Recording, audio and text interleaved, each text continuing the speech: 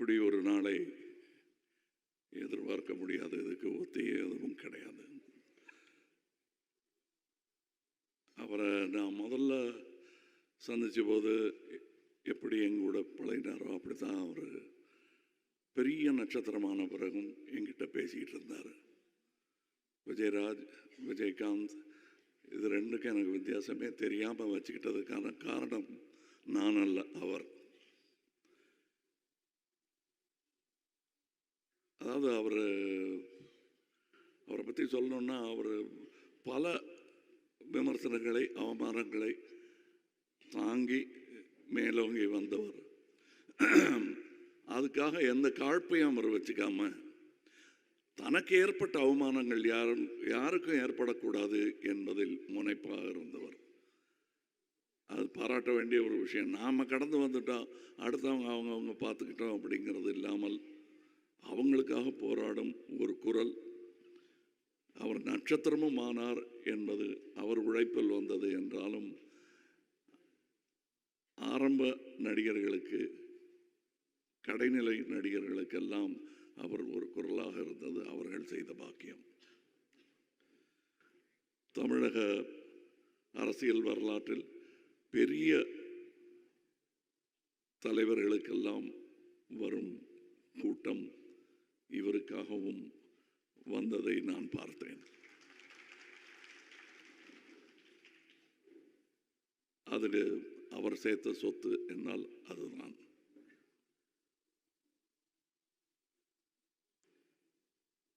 அவர் கொடுக்கறது பல பேருக்கு தெரியாது. ஐ திங்க் அவருடைய பிறந்த நாள் அன்னைக்குன்னு நினைக்கிறேன், 1998 இருக்கும். தினமணியில் ஒரு கட்டுரை வந்தது. அவர் இறந்த அன்னைக்கு ஒரு கட்டுரை போட்டிருந்தார் எம் பாண்டியராஜன். 1998 நடந்தது அவர் நினைவு கூர்ந்திருந்தார். சீட்டு கிடைத்தும் படிக்க வசதி இல்லாமல் இருந்த 3 என்ஜினியரிங் காலேஜ் மாணவர்களை பற்றிய செய்தி அது. அந்த செய்தியை படிச்சுட்டு பத்திரிகை ஆஃபீஸுக்கு ஃபோன் பண்ணி அவங்களுடைய விடுதி, கட்டிடம், படிக்கும் வசதி எல்லாத்தையும் 3 பேருக்கு ஏற்பாடு பண்ணி கொடுத்துருக்காரு அவர். இது 25 வருஷத்துக்கு முன்னாடினது. இன்னைக்கு அந்த மாணவர்கள் நடுத்தர வயதை எய்தி குழந்தை குட்டிகளுடன் நன்றாக இருப்பார்கள். அதை அவர்களும் மறக்க மாட்டார்கள். நினைவில் வைத்துக் கொண்டிருந்தவர்கள் யாரும் மறக்கவும் மாட்டார்கள்.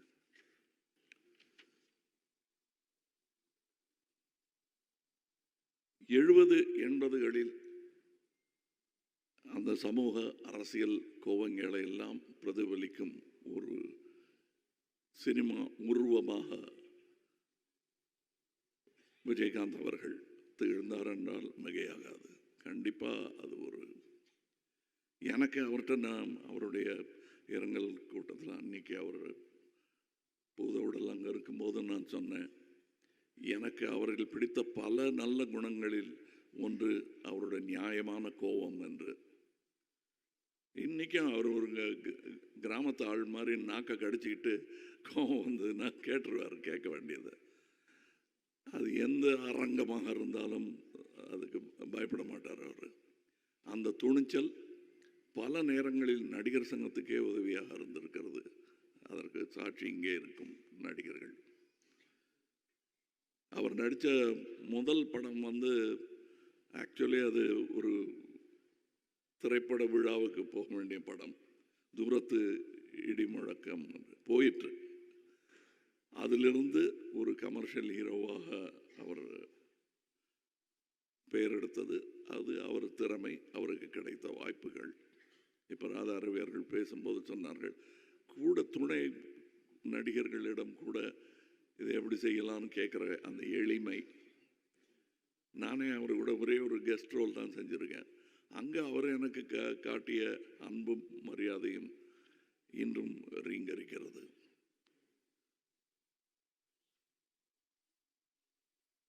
அவருக்கு இருந்த நண்பர்கள் இங்கே கூடியிருக்கிறார்கள். தனக்கு பிடிக்காதவங்களை கூட கூப்பிட்டு பேசிடுவார் அவர். அந்த தைரியம் உண்டு அவருக்கு. அந்த மாதிரியான குணாதிசயங்களை நாம் பிரதிபலிக்கலாம், காப்பி அடிக்கலாம், தப்பு இல்லை. அவர் போல் இல்லை என்று சொல்வது வழக்கம். அவர் போல் இருக்க வேண்டும் என்று முயற்சியாவது செய்வோம். வணக்கம். Good bye Vijayakanth. Good bye captain.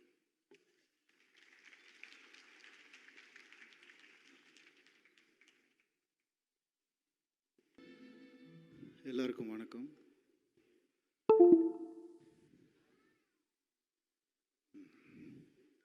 எல்லாம் இறந்தப்புறம் கடவுளாயிடுவாங்கன்னு சொல்லுவாங்க.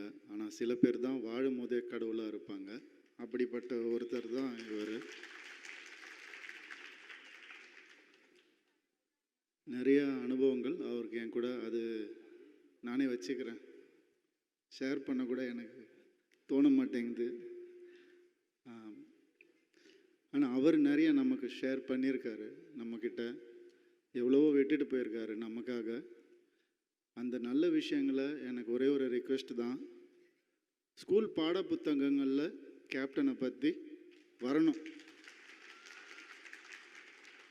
வேறு எதுக்காகவும் இல்லை. அவர் நடிகராகவும் சரி, அரசியல்வாதியாகவும் சரி, அப்படியெல்லாம் நான் சொல்லலை. மனிதன் எப்படி இருக்கணும் அப்படின்னு ஒரு சின்ன ஒரு டாபிக், நல்லா வாழ்ந்தால் இப்படி இருப்பாங்க, மக்கள் மனசில் வச்சுப்பாங்க ஒரு மனுஷனை அப்படின்னு எடுத்து சொன்னாலே போகிறோம். அண்ட் நம்ம எதுவும் சொல்ல தோணலை. அவர் சொன்ன வார்த்தைகளே தான் நானும் சொல்லணும்னு நினைக்கிறேன். சத்திரியனுக்கு சாவில்லை. வணக்கம்.